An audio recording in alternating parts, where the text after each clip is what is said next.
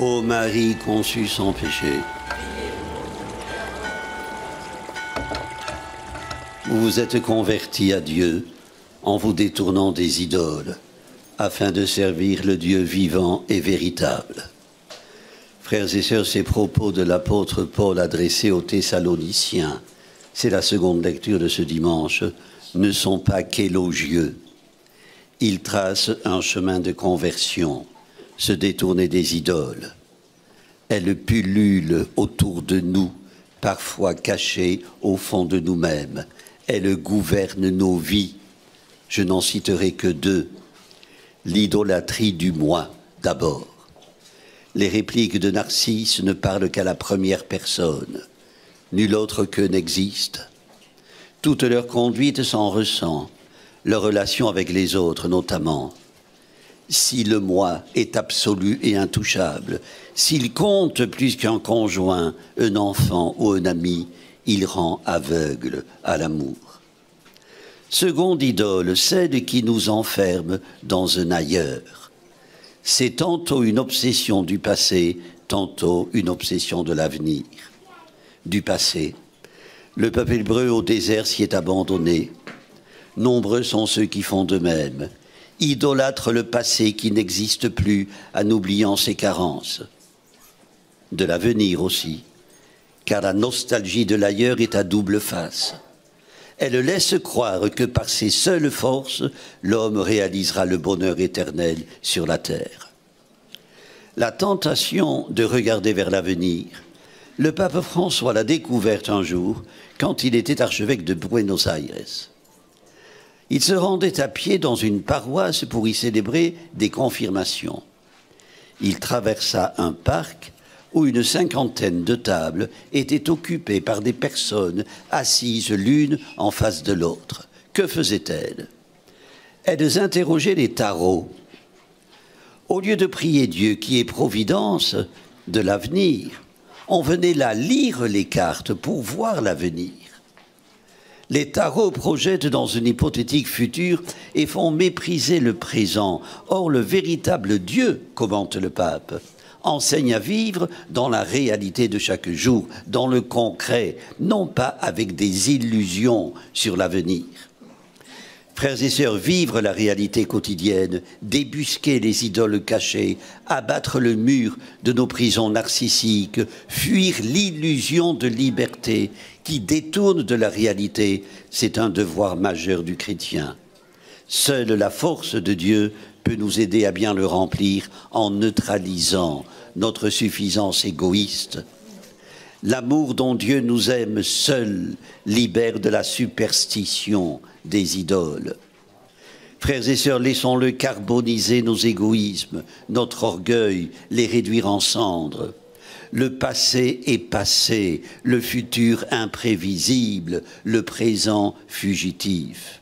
Bonne raison de ne pas le galvauder. Il est le temps de notre conversion.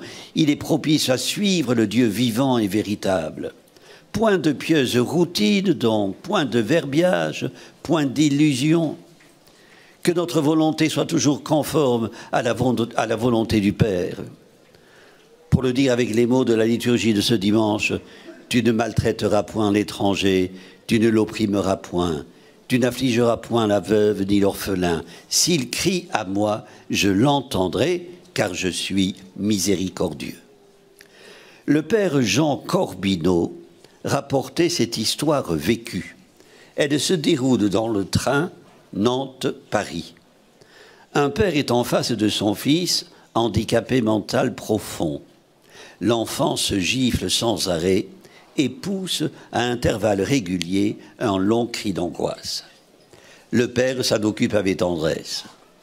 Lors d'un arrêt, 4 marins montent et s'installent dans le compartiment.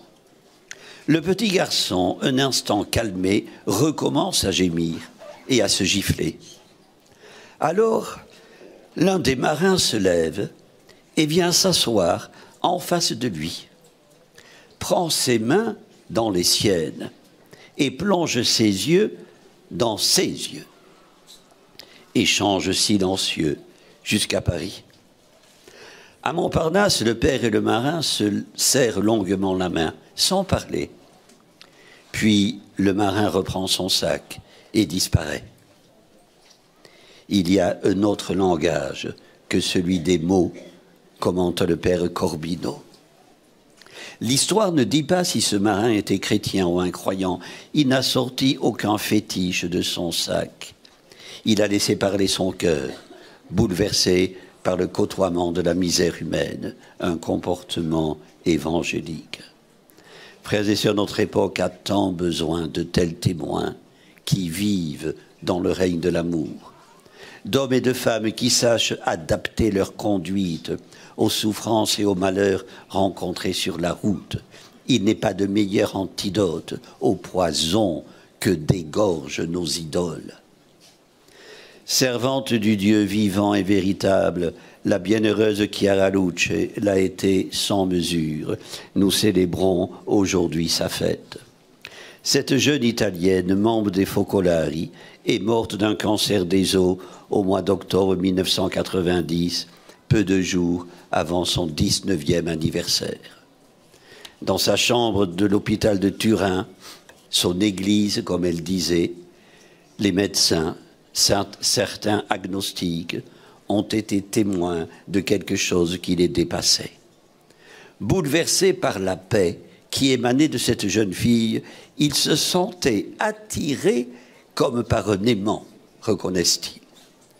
Chiara Luce était l'une des 13 patrons et patronnes des JMJ qui viennent de se dérouler à Lisbonne. À une amie qui lui demandait si, aux gens qu'elle rencontrait, il lui arrivait de parler de Jésus, d'essayer de leur transmettre sa foi, elle répondait « Ce n'est pas tellement parler de Dieu qui compte. Mon rôle à moi, c'est de le donner.